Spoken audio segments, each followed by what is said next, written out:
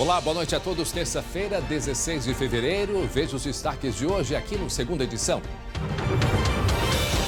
O Hospital da capital limita a entrada de novos pacientes em UTI devido à superlotação. O número de pacientes graves internados chegou a 312 nesta tarde e a situação deve piorar. Entenda por quê. Criminoso furta carro de estacionamento de mercado e depois faz contato com a vítima. O motivo é surpreendente. Se eu achar que tem alguma coisa errada, vai pro fogo igual. Eu não tô nem aí, entendeu, homem velho? O número de ataques de cobras venenosas preocupa. Somente este ano, 4 pessoas morreram depois de acidentes com estes animais. Saiba o que fazer quando alguém é picado. O SBT Rio Grande, segunda edição, começa agora.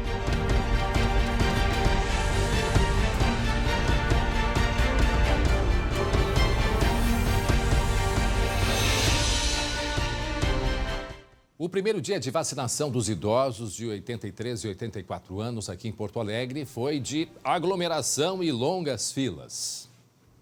Apesar de haver outros 7 pontos de vacinação e mais um drive-thru em funcionamento no feriado, a realidade no posto de saúde modelo foi essa ao longo do dia. Muita gente esperando para ser vacinada. E esperando mesmo. O senhor está 2 horas aqui já? Já 2 horas. Tem que enfrentar essa situação que é extremamente desgastante e constrangedora. A fila só foi acelerada quando o chamado ônibus da saúde, com 5 novos profissionais para dar a vacina, chegou ao posto no início da tarde. Desde o meio-dia, mas já percorremos, fomos no supermercado Big, teria ali uma fila de uns 1.000 carros. E outros locais que outros dias estavam vacinando, hoje não estavam, então nós vamos parar aqui. A Secretaria Municipal de Saúde reforçou o pedido para que, se possível, as pessoas evitem chegar aos postos no início da manhã. Em horários alternativos, como 3 da tarde, há menor fluxo de gente. Mesmo com a longa espera, os imunizados acreditam que aguardar vale a pena. Vai, essa vacina, eu mesmo que estou com 84 anos, tem problema de coração, se chega a me pegar esse vírus bravo, eu estou morto, né? Então, graças a Deus que hoje eu vou ser vacinado, né? Algumas cidades da região metropolitana suspenderam a vacinação até a chegada de uma nova remessa. Em Cachoeirinha, quase 3.000 pessoas foram vacinadas, mas a cidade tem apenas 812 unidades em estoque para a aplicação da segunda dose. Em São Leopoldo, a campanha também foi suspensa. As doses destinadas para a primeira aplicação em trabalhadores de saúde e idosos terminaram na segunda-feira. As que restaram estão reservadas para acamados e idosos em asilos que ainda não foram imunizados. Lá no nosso Facebook, aqui no Facebook do SBT, você encontra todas as informações sobre os locais de vacina na capital amanhã, na quarta-feira. 2 perseguições policiais na noite de ontem aqui em Porto Alegre. Em uma delas, na Zona Norte, um motoqueiro morreu ao ser atingido pelos veículos dos criminosos em fuga. A Luciane Coman tem as informações, não é mesmo, Lu? Boa noite. Boa noite, André. Pois é, e numa dessas perseguições, um inocente perdeu a vida trabalhando. O que aconteceu? Uma viatura da Brigada Militar suspeitou de um carro vermelho na Zona Norte e aí tentou fazer a abordagem. Só que o motorista fugiu, começou então a perseguição e na esquina da Alberto Pasqualini com a Avenida Louvre, esse carro atropelou 2 motocicletas. O condutor de uma delas, o motoboy Juan Pereira Fernandes, de 25 anos, morreu na hora. E André, ele estava fazendo uma entrega naquele momento e deixou uma filha de 3 anos. A gente conversou com a irmã dele. Vamos ouvir. A gente estava em casa, já deitados, e a gente recebeu uma ligação. Só que até então ligaram para o Gabriel e falaram, tu tá perto da Laura? Aí o Gabriel falou, sim. Daí eles falaram, então tu sai de perto dela. E eu já desconfiei, né? Aí eu fui lá no meu telefone, já tinha muitas mensagens já. E ele já estava em óbito, né? Quando a gente chegou aqui, já não tinha mais o que fazer. Que tristeza, né? E as 2 vítimas que estavam na outra moto, elas tiveram lesões graves e seguem internadas no Hospital Cristo Redentor. Um criminoso foi preso e um menor apreendido, né? Os 2 ocupantes do veículo, ambos com antecedentes criminais e ainda estavam portando um revólver sem numeração, simulacro de arma e ainda uma faca. E André, na mesma noite, uma outra perseguição lá aqui no bairro Medianeiro. Na verdade, começou na Cidade Baixa, terminou no bairro Medianeira, né? Um carro roubado que estava sendo perseguido pela polícia. O motorista perdeu o controle do veículo e, como a gente vê aí, bateu em cheio num poste de luz. O rapaz tentou ainda fugir a pé, mas acabou sendo apreendido porque também se tratava de um menor de idade. A polícia acredita que havia outros integrantes, né, que também participaram do assalto, mas apenas um menor foi apreendido, André. E a gente lamenta muito a morte desse rapaz, aquele do outro, da outra perseguição, trabalhador, recém tinha comprado a moto, né, Lu? Pois é, uma moto. E ele estava trabalhando no carnaval para pagar as parcelas, né, dessa moto que ele tanto sonhava. E deixa uma filha pequenininha, né? Muito triste. Muito bem, até daqui a pouco, Lu. Olha só. No norte do estado, um casal perdeu todas as economias depois de contratar uma obra que nunca foi realizada. Vítimas de um golpista, agora, esse casal busca apoio para tirar o projeto, né, do papel. Eles juntaram 15 mil reais de economias para construir um salão de beleza neste local, no pátio de casa, em Ametista do Sul. Acharam uma empreiteira, deram o dinheiro adiantado, mas na hora de começar o serviço, nada de salão, nada de construtor e do dinheiro. A gente tinha um sonho de fazer um salãozinho de beleza aqui na frente da minha esposa. A gente vendeu uma chácara que a gente tinha para construir esse sonho e acabamos caindo num golpe. A dona da empreiteira informou que o homem que fez o negócio estaria em contrato de experiência. Já as vítimas dizem que procuraram a empresa porque ela é bem conhecida na cidade. A polícia está investigando o caso, mas não quis adiantar informações. Segundo esta advogada, o negócio já começou mal. A gente tem que cuidar com quem é que eu estou contratando, né? A pessoa que está assinando, que está contratando comigo, ela realmente representa aquela empresa ou ela realmente é um empreiteiro, ela tem uma construtora? A única boa notícia é que um empresário de Ametista do Sul se solidarizou e ofereceu a mão de obra, mas o casal precisa de ajuda para o material. Para isso, criou uma vaquinha na internet, chamada Um Sonho Roubado. Deus sabe do quanto a gente trabalhou, eu e minha esposa, para arrecadar esses 15 mil reais. Foi muito tempo, a gente é humilde, pobre. A gente nunca tomou um centavo de ninguém. Então, Deus sabe. A gente espera que a justiça de Deus seja feita. Bom, lá no nosso Facebook, no Facebook do SBT, você encontra o link dessa vaquinha, né, para ajudar o Edivaldo e também a Simone. Olha só, um carro é furtado de um estacionamento de um supermercado aqui em Carazinho, né, no norte do estado. E o ladrão tenta vender o veículo roubado, mas sabe para quem? Pro dono do carro. A que ponto que se chega, Lu? Pois é, André, que absurdo, né? Um absurdo atrás do outro. A gente tem as imagens e aí a gente vê o dono da caminhonete chegando, aí ele vai lá, estaciona calmamente o veículo e logo em seguida a gente vê um rapaz ali passando, daí ele vê que tá tudo tranquilo e comete então o crime, acaba levando essa caminhonete. A gente tá vendo ali, ó, ele tava ali rondando, ó. Tava olhando, tudo calmo. E aí agora ele vai lá e leva essa caminhonete. O proprietário disse que não é o primeiro caso, viu? Ao menos outros 3 veículos já teriam sido roubados por este mesmo homem. E como se não bastasse, você mesmo já adiantou, esse homem teve coragem de ligar para o proprietário da caminhonete, né, e pedir um resgate de 4 mil reais. Vamos ouvir um trecho dessa negociação aí inacreditável. Não tô pra enrolar ninguém, Olivia. Eu não pego pra fazer nada, só que nem assim, ó. Um cara, uma vez eu peguei uma saveira aí em Carazinho, o cara foi botar a polícia, daí eu tive que botar fogo na caminhonete, né? Porque eu acho que o que a gente tem a palavra, né? Se tu não vai botar a polícia no meio, fica tranquilo que tu vai ter tua caminhonete de volta, velho. Pra nós, uma caminhonete velha não serve pra nada. É só pra isso mesmo. Pegar os teus troquinhos e deu. Que barbaridade, né, André? Bom, o proprietário disse que, obviamente, não tinha dinheiro e também não iria pagar o resgate de um carro que era dele e que foi roubado, né? Não, leva a caminhonete para cárcere privado, liga, faz chantagem e ainda fala que ele tem palavra, né? Logo, quem falando em palavra, em seriedade, quer dizer, ponto que se chega.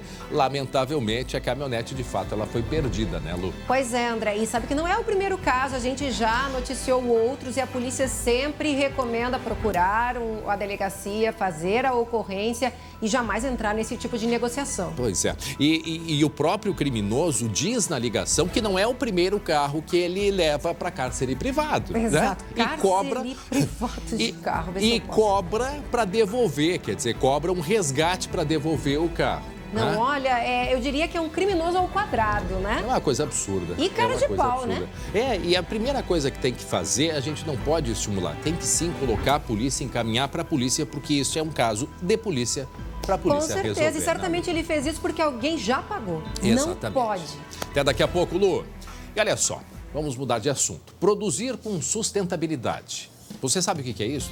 A Alessandra Bergman vai contar pra gente agora no Momento Agro.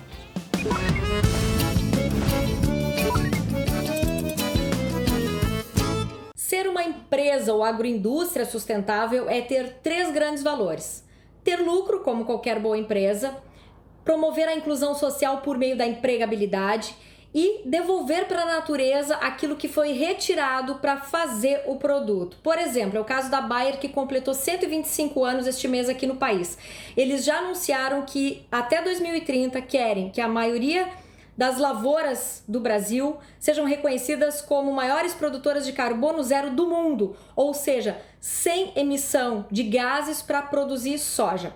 E tem gente sendo sustentável, agroindústrias no Rio Grande do Sul, sustentáveis desde 1948. É o caso desta cachaçaria aí que já faz produção orgânica desde essa data. E agora a destilaria vai funcionar com energia solar, com placas fotovoltaicas. Outro bom exemplo de sustentabilidade, feito com restos de cana-de-açúcar e restos de produção de beterraba também, estão virando matéria-prima para móveis nos Estados Unidos. Olha só, com a ajuda de uma impressora 3D, olha que legal.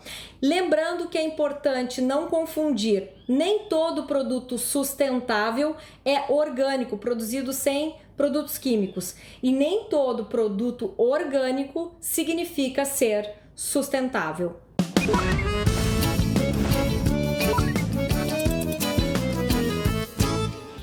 Muito bem, agora voltamos a falar sobre o combate à pandemia, porque tem alerta nas UTIs aqui em Porto Alegre. O Hospital Moinhos de Vento limitou a entrada de novos pacientes com Covid devido à superlotação. Não é por falta de aviso. Mesmo assim, tem gente se aglomerando. Pode ser uma explicação para tanta gente em hospitais, mas não é a única. O quadro, no momento, é de relaxamento por grande parte da população, né? Considerando que muitos entendem que o início do processo de vacinação é suficiente para tornar as pessoas imunes num curto espaço de tempo. Pela primeira vez em quase 1 mês e meio, a marca de 300 leitos de UTI ocupados com Covid na capital foi superada. No meio da tarde de hoje, chegou a 312, lotação que ultrapassa 92% do total. A média móvel, considerada a forma mais adequada de avaliar o avanço da pandemia, também aumentou em Porto Alegre, alta de 4,2% no número de internados em uma semana. E as autoridades de saúde acham que a situação ainda pode piorar. Hoje nós temos uma preocupação por causa do feriado, por causa do carnaval, por causa da aglomeração no litoral. E há ainda uma nova ameaça por aqui. Essas novas variantes, e principalmente a variante P1, que é a variante identificada inicialmente em Manaus, tem um alto risco de transmissibilidade. A transmissibilidade ainda é maior. A coisa mais importante realmente seria medidas mais voltadas à restrição de movimentação de pessoas. Bom, agora sim o professor Fernando Spilk, eu até quase derrubei aqui o nosso monitor. Olha, a preocupação, Lu, nesse momento é o quê? O último a falar, o professor Fernando Spilk, da Fevale, nos disse ontem, no primeira edição, que deve sair agora, essa semana, o resultado de uma pesquisa, Lu, que mostra se as vacinas combatem de fato essas novas variantes, que é a grande preocupação, né? Essa chamada variante amazônica. Nós temos uma situação grave lá em Chapecó, Santa Catarina, por exemplo. Eu vi que já tem estudos André, apontando que a vacina, por exemplo, a Coronavac, que tem um vírus inativo, ela sim seria eficiente contra as novas variantes por conter um vírus inteiro, mas inativo, né? Ao contrário, por exemplo, da AstraZeneca, que envolve uma proteína e não um vírus inteiro. Teremos, portanto, novidades a esse respeito. Vamos aguardar. Esta semana, é verdade. Que a gente espera. E olha só, Lu, a gente volta daqui a pouco, não é? Com um problema que aumenta muito com o verão, o ataque de cobras. Cobras venenosas, Lu. Ai, meu Deus. E olha, e também tem uma notícia boa, viu, André? Envolve a primeira idosa vacinada aqui no Rio Grande do Sul, lá em janeiro. Sabe o que aconteceu? A gente conta depois do intervalo.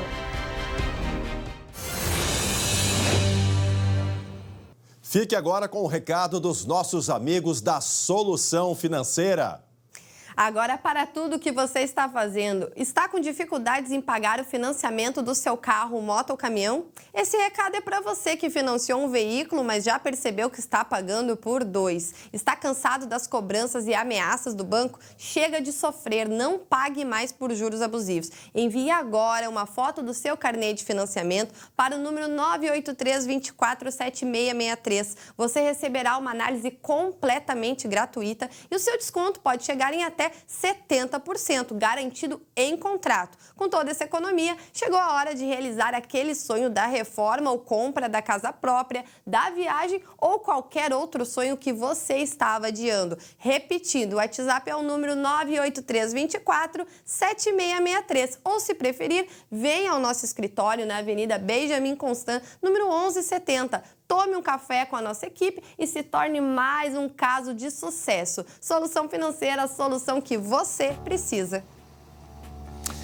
Muito bem, 4 pessoas morreram só este ano por causa de picadas de cobras. Um número bem maior comparado ao ano passado. A imagem assusta. O som também. Para a família do Vinícius, mais que susto, uma picada de cobra terminou em tragédia. A mãe dele, Dona Maria de Lourdes, que morava em Osório, litoral norte, morreu no último dia 5. Minha mãe estava limpando o pátio de casa e foi pegar uma folha de uma palmeira e nessa folha tinha um filhote de jararaca. Então ela foi pegar a folha e a jararaca picou ela, entre os dedos, entre o polegar e o indicador. Dona Lourdinha, como era chamada, ainda foi socorrida. Tomou soro antiofídico, mas teve um acidente vascular cerebral e não resistiu. Conforme dados da Secretaria de Saúde, de 2019 para cá foram mais de 2.300 casos de picadas de cobra no estado. No ano passado, 2 pessoas morreram. E neste ano, esse número já dobrou. Os animais gostam de locais com sujeira, folhagens e entulhos, mas são vistos também nos lugares mais inusitados. Esta jararaca estava dentro do banheiro de uma casa em Gravataí. E não foi o único registro no mesmo local.